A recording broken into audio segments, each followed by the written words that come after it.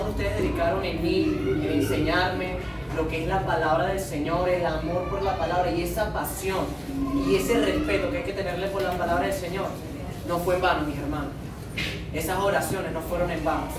Estoy aquí gracias al Señor. Y en este momento quiero comenzar con la palabra en el libro de Primera de Pedro.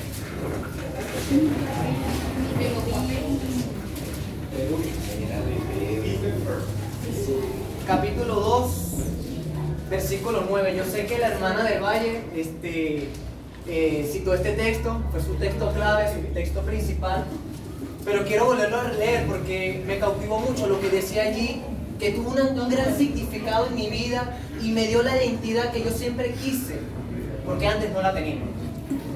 Y en el nombre del Padre, del Hijo y de su Santo Espíritu. Amén. Y dice la palabra del Señor: mas vosotros sois linaje escogido, real sacerdocio, nación santa, pueblo adquirido por Dios, para que anunciéis las virtudes de aquel que os llamó de las tinieblas a su luz admirable.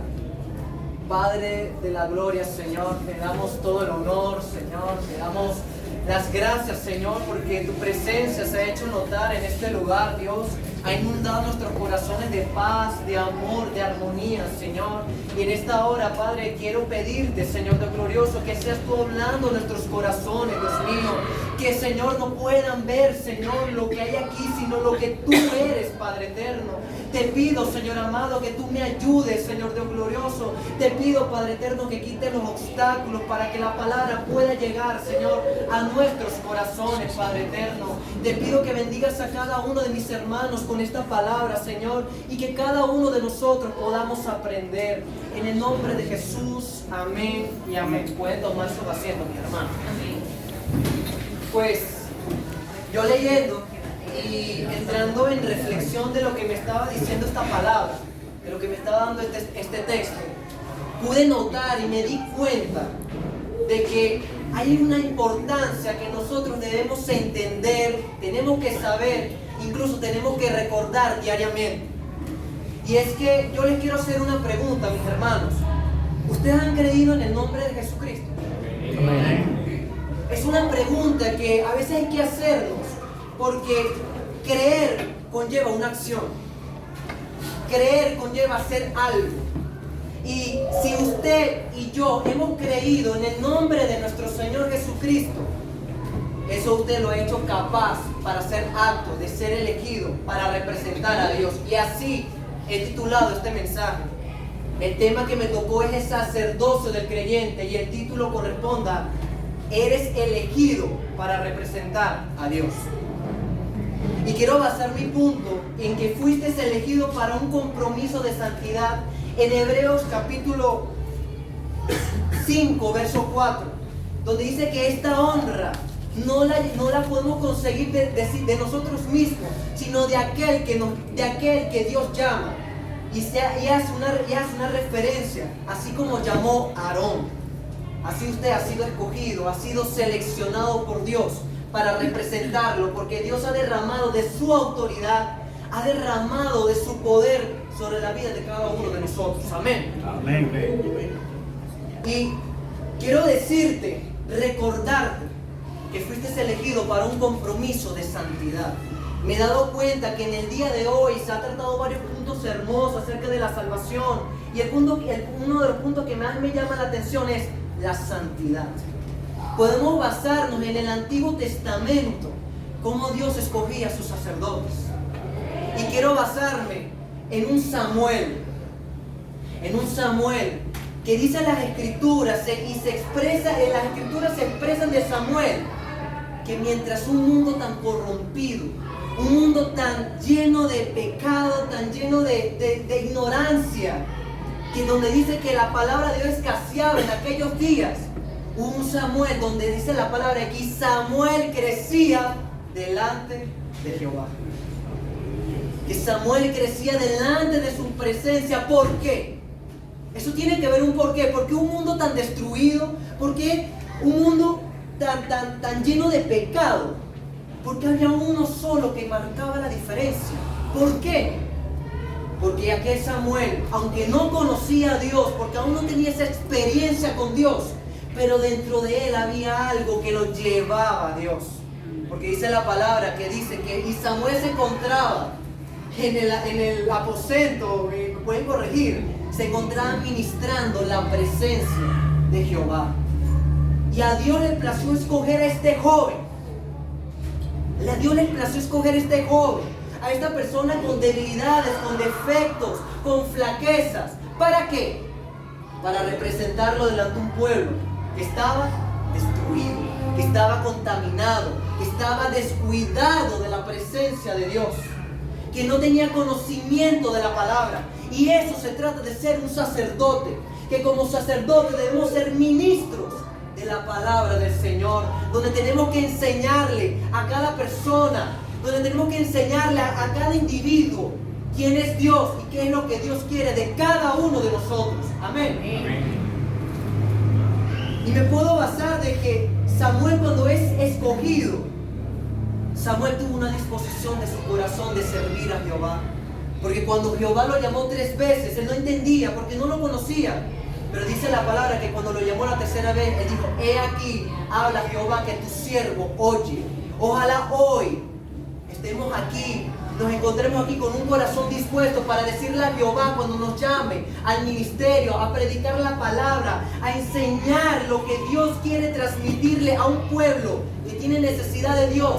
Digámosles: he aquí, Jehová habla, que tu siervo oye. ¿Cuánto le dan la gloria a Dios? Gloria a Dios. Es ese lado bueno de lo que fue un buen sacerdocio.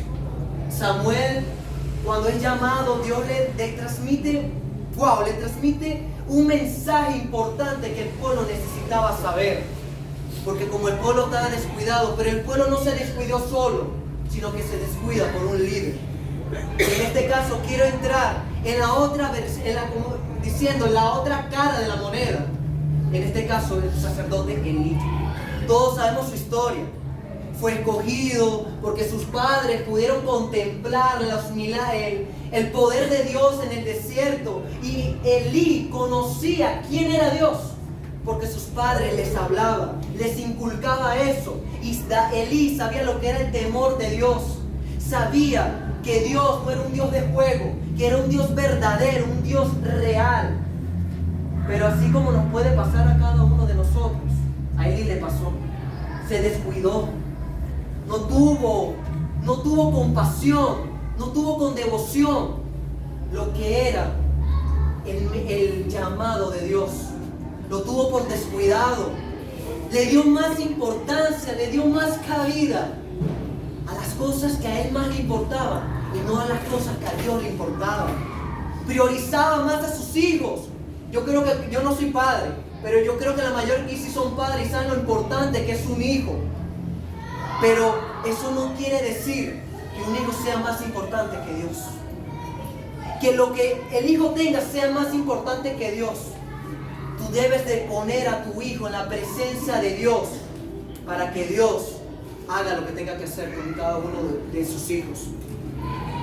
Y podemos ver de que Elí, por no tener ese cuidado, por no llamarle la atención con autoridad, porque la palabra me enseña de que Elí sí llamó la atención a sus hijos, pero no con esa autoridad como la debe tener un ministro de Dios.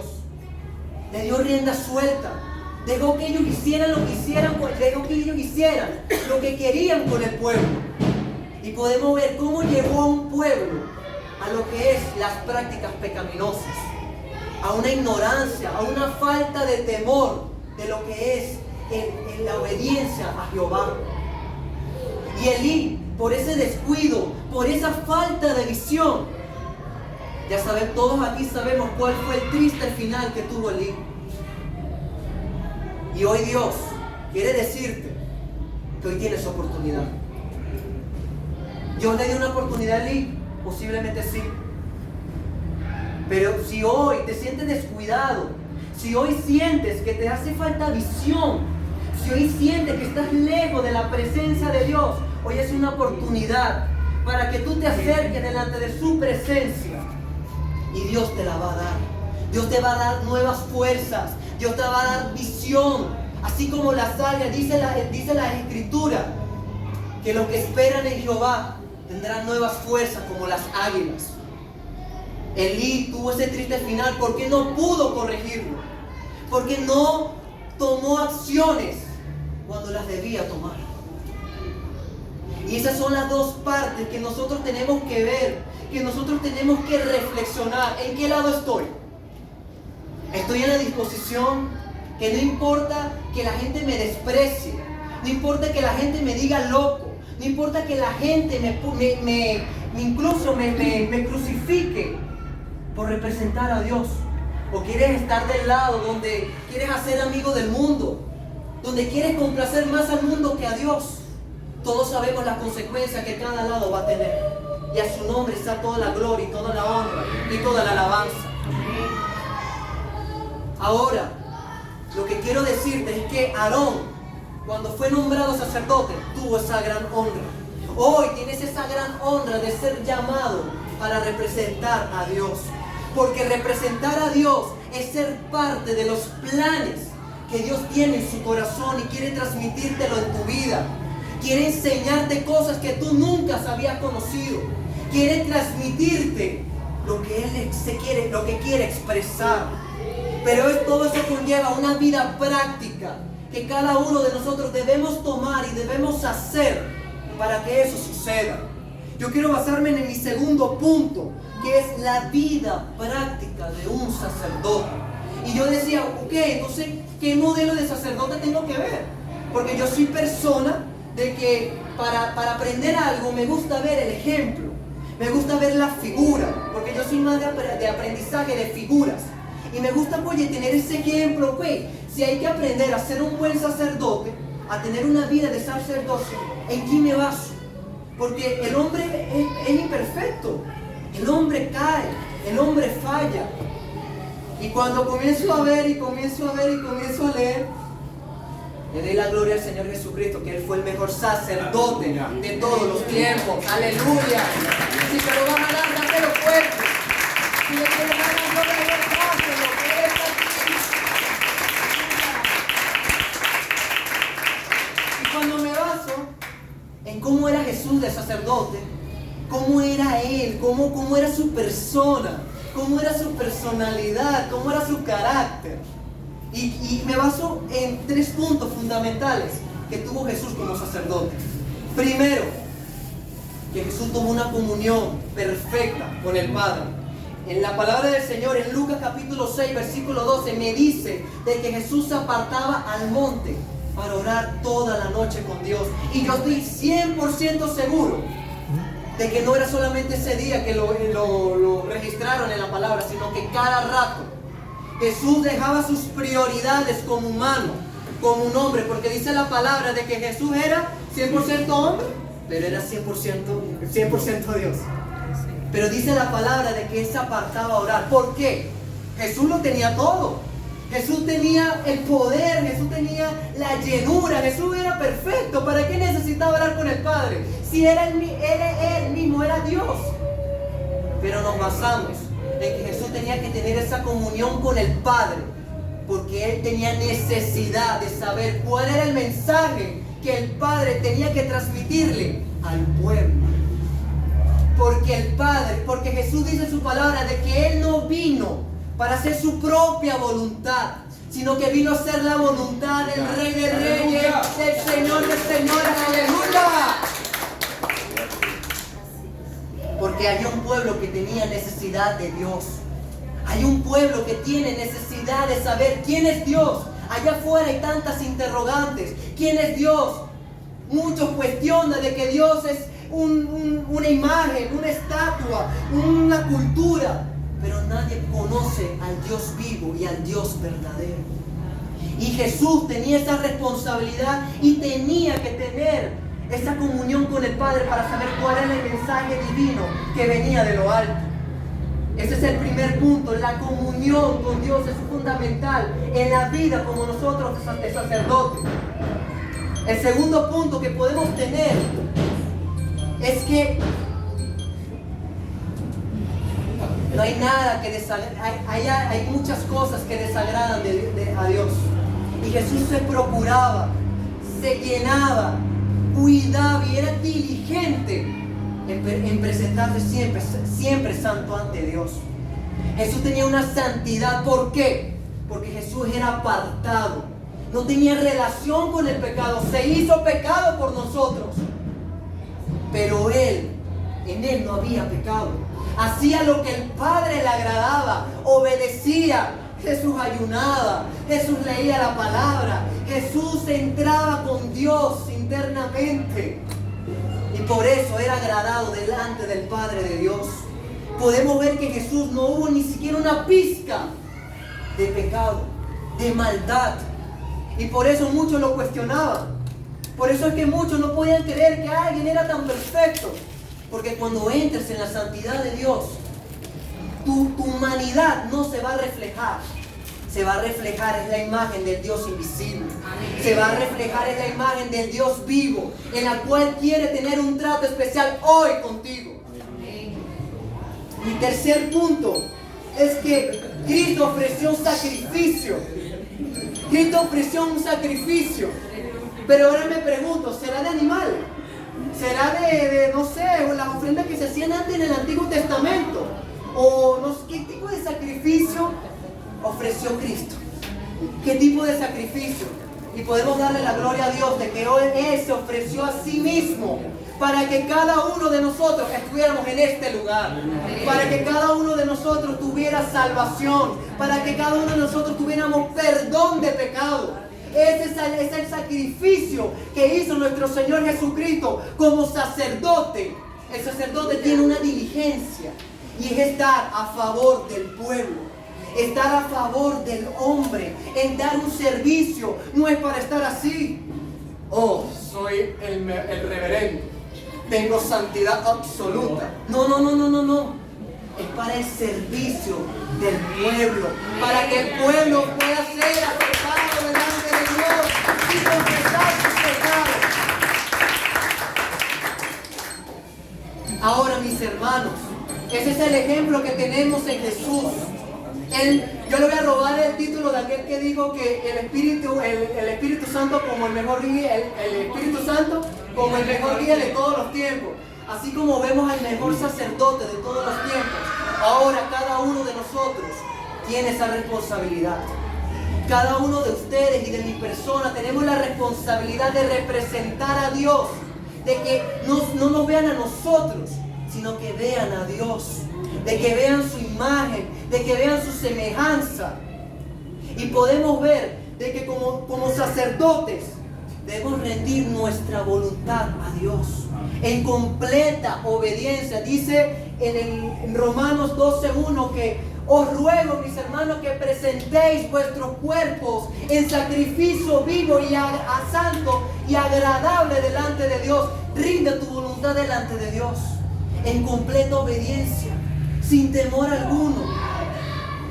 Y lo más importante, el mejor sacrificio que puede darle a Dios no es el que te vea, o no es lo que puedes demostrar, sino lo mucho que tú puedes obedecer a Dios y acercar al hombre a Dios.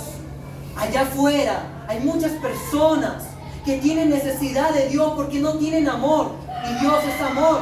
Tienen necesidad de ser sanado y Dios es el que sana. Tienen necesidad de tener una identidad, así como cada uno de nosotros tuvo esa necesidad. Nosotros tenemos la responsabilidad de representar a Dios allá afuera y decirle que hay un Dios que los ama. Amén. Y que los quiere ver en este lugar. Así que, mis hermanos, Dios les bendiga, Dios les guarde.